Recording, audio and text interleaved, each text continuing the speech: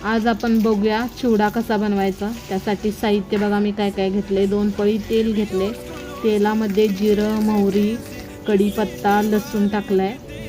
नंतर भाजकी डाळ घेतल्या, शेंगदाणे घेतले ते। नंतर 1 चमचा हळद घेतल्या आणि चिवडा मसाला घेतलाय। आणि हे चांगलं मस्तपैकी भाजल्यानंतर चवीनुसार मीठ टाकले। मीठ टाकल्यानंतर आपण चिवडा घेतलाय आणि मक्का चिवडा घेतलाय। आता हे चांगलं मिक्स करून घ्यायचं असं।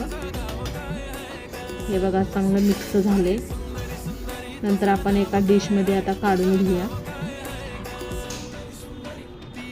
हे बघा मी सगळं डिशमध्ये काढून घेतले आहे।